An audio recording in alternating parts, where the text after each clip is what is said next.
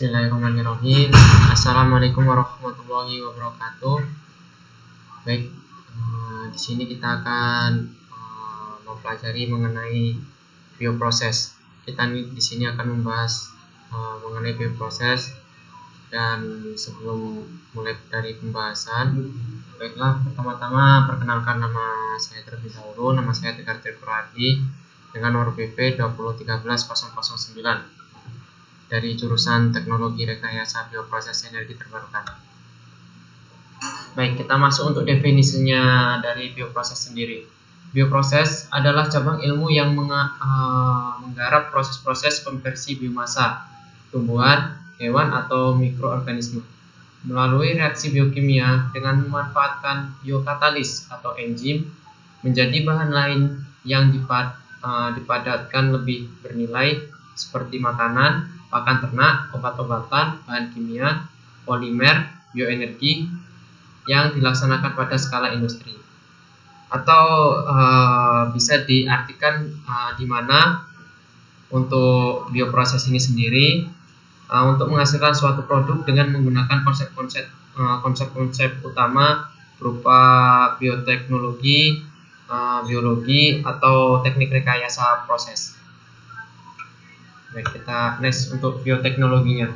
Untuk bioteknologi sendiri di sini adalah salah satu cabang ilmu dari teknik kimia atau teknik biosistem yang berhubungan dengan perancangan dan konstruksi proses produksi yang melibatkan gen biologis.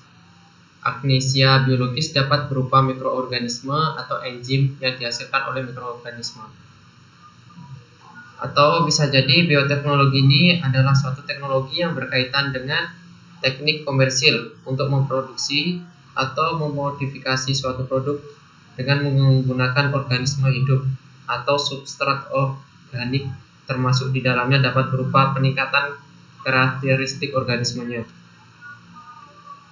Dalam kurun waktu tahun-tahun terakhir ini, yang dimana berhubungan dengan mikroorganisme menjadi teknik rekayasa sel organisme seperti rekomendasi DNA dan penggabungan sel.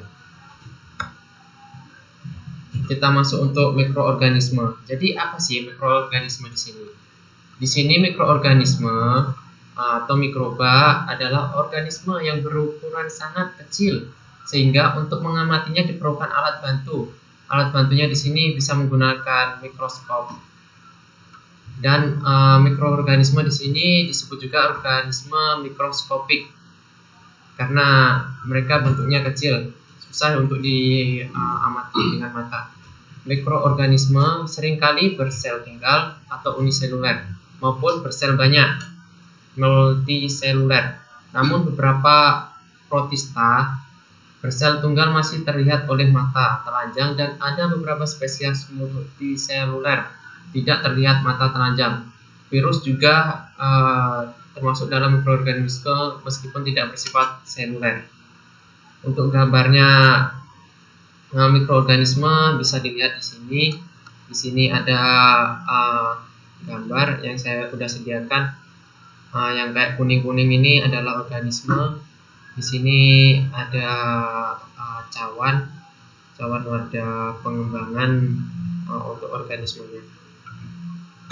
Next, kita masuk ke enzim. Enzim sendiri merupakan komponen penting dalam metabolisme makhluk hidup, yang dimana senyawa kimianya berupa protein berperan sebagai biokatalisator. Biokatalisator makhluk hidup di sini katalisnya adalah zat yang dapat mempercepat reaksi. Reaksinya bisa sederhananya enzim untuk katalis membantu mempercepat reaksi biologis. Untuk sifat-sifat enzim sendiri, secara umum enzim memiliki setidaknya 6 sifat yang khas. Yang pertama, enzim hanya mengubah kecepatan reaksi. Jadi enzim tidak mengubah produk akhir yang dibentuk atau mempengaruhi keseimbangan reaksi. Hanya tetapi untuk meningkatkan laju suatu reaksi saja. Jadi enzim di sini sangat berperan penting sekali untuk mengubah kecepatan reaksi suatu produk nantinya. Untuk yang kedua, enzim bekerja secara spesifik. maka itu enzim hanya mempengaruhi substrat tertentu. Dan untuk yang ketiga, enzim merupakan protein. Oleh karena itu, enzim memiliki sifat seperti protein, antara lain bekerja pada suhu optimum, umumnya suhu kamar. Dalam enzim, suatu kehilangan aktivitasnya karena dapat dipengaruhi oleh suatu pH. pH di sini sangat berpengaruh, terutama pH-nya terlalu asam maupun terlalu basah. Basahnya di sini saya garis bawahi, basahnya basah kuat dan basahnya basah kuat bersama. Dan untuk pelarutnya menggunakan pelarut organik yang dipanaskan terlarut tinggi akan membuat enzim terdenaturasi sehingga tidak dapat berfungsi sebagaimana mestinya. Kita next untuk fermentasi. Fermentasi sendiri adalah proses produksi energi dalam sel. Fermentasi biasanya terbagi menjadi dua. Di sini ada fermentasi aerob dan fermentasi secara anaerob.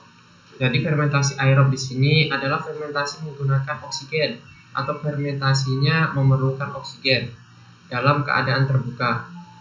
Kalau untuk yang anaerob, kebalikannya dari aerob, yang dimana untuk proses fermentasinya tidak membutuhkan oksigen. Kita lanjut langsung masuk ke substrat. Untuk substrat biasanya adalah spesies kimia yang diamati dalam suatu reaksi kimia yang secara alami adalah organik yang bereaksi dengan reaksi menghasilkan suatu produk. Dalam sintesis kimia dan kimia organik adalah bahan kimia yang menjadi subjek untuk dimodifikasi. Dan di sini saya sajikan gambar substratnya. Substrat itu seperti ini. Yang merah ini adalah substrat pada gambar, sedangkan yang putih ini adalah garis penggarisan, dan yang titik ini adalah mikroorganismenya. Di sini adalah wadah untuk berkembangnya suatu mikroba atau mikroorganisme. Baik, kita lanjut ke bioreaktor.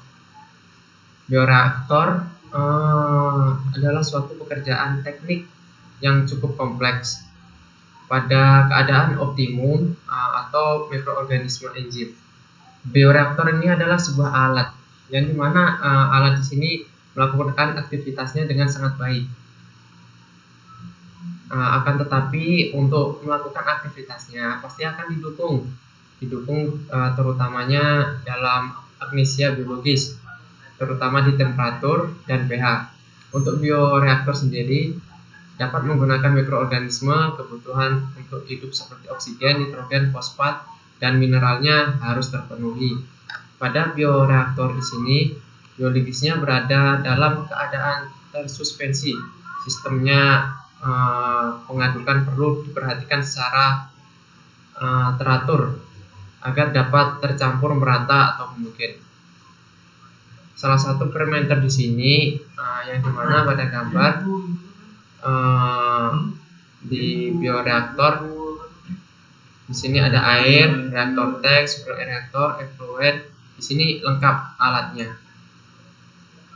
Jadi untuk menghasilkan suatu proses yang maksimal untuk suatu produk nantinya. Kita next kita masuk ke fermentor. Jadi di mana fermentor di sini adalah suatu alat yang digunakan untuk menjalankan suatu proses fermentasi. Jadi fermentor ini adalah alatnya untuk kita memfermentasikan suatu bahan untuk menjadi suatu produk nantinya yang dihasilkan. Produknya bisa berupa minuman ataukah bisa berupa makanan. Fermentor dilengkapi dengan peralatan mekanik dan elektrik. Bahkan beberapa di antaranya dilengkapi dengan sistem kontrol yang berguna untuk mengontrol faktor-faktor atau variabel yang mempengaruhi terhadap tujuan akhir fermentasi sehingga pertumbuhan mikrobanya akan lebih stabil atau fleksibel.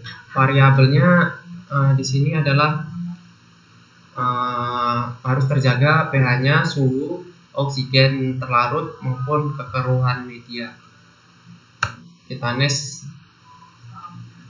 next ke kelebihan aplikasi menggunakan bioproses. Jadi di sini pasti ada kelebihan dan kekurangan. Kita bahas dulu kelebihan dari pengaplikasian bioproses di sini, biar kita lebih mengenal apa itu bioproses. Tadi kan udah dijelaskan.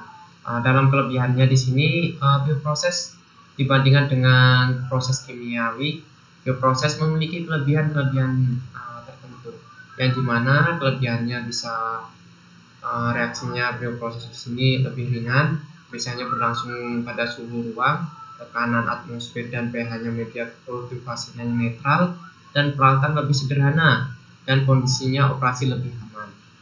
Dan untuk pengaplikasiannya sendiri bisa tadi udah saya sebutkan, tapi saya tambahkan lagi di sini.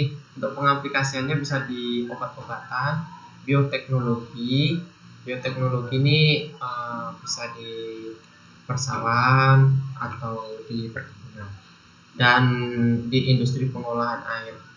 Industri pengolahan air sangat membutuhkan sekali untuk penerapan bioprosesnya, agar pengolahan air bisa terkontrol dan tidak ada tercemarnya terkontaminasi air oleh lingkungan. Baik, tadi udah kita bahas untuk kelebihannya, kita masuk ke kekurangannya. Jadi apa sih kekurangannya dari pengaplikasian pembelajaran kita mengenai bioproses tadi? Untuk kekurangannya, di sini ada hasil produksinya yang terkadang kompleks menjadikan kontaminasi sel lain, seperti banyak terjadi metabolit, hasil samping, dan dapat terjadi reaksi enzimatis yang tidak diinginkan. Terus ada juga produk komersialnya umum terbatas dalam medium cair, menjadikan mahalnya separasi atau mahalnya harga dari bahannya. Terus ada juga untuk mudah terkontaminasi akibat banyaknya bakteri dan jamur yang tumbuh di lingkungan sekitar, menjadi lambatnya suatu sel untuk berkembang yang disebabkan kontaminasi ini. Dan untuk kekurangan yang lain, reaksi enzimnya lebih sensitif dan tidak stabil sehingga memerlukan penanganan khusus. Penanganan khusus di sini saya garis bawahi. Penanganan khusus di sini harus secara pendekatan sekali untuk penanganannya, karena jika salah sedikit saja untuk melakukan suatu pembuatan produk bisa mengakibatkan kesalahan fatal, sehingga produk tidak bisa secara maksimal untuk pembuatannya. Terus ditambah lagi sel lebih mudah bermutasi dengan adanya perubahan lingkungan yang berdampak ke perubahan karakteristik sel. Tadi saya sudah menjelaskan kekurangan dan kelebihan. Kita lanjut ke teori kunci gembok. Apa sih teori kunci gembok itu? Di sini saya cuma menyajikan gambar saja. Jadi teori kunci gembok itu sebenarnya dari enzim tadi. Kita kan sudah membahas enzim.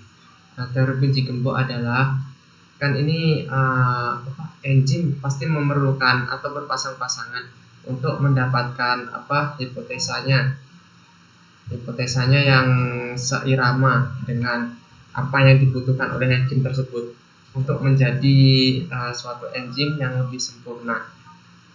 Misal nih, saya tunjukkan gambar di sini, yang dimana enzim di sini memilih substrat untuk mengaktifasi dirinya menjadi lebih sempurna lagi.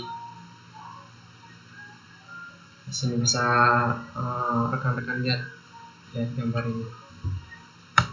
Dan mungkin itu yang terakhir dari saya. Saya mohon maaf bila ada salah kata maupun pembahasan saya kurang jelas atau kurang berkenan dari rekan-rekan semua. dan yang lainnya saya memohon maaf sebesar-besarnya. Terima kasih. Saya akhiri. Billahi taufiq wal hidayah. Wassalamualaikum warahmatullahi wabarakatuh.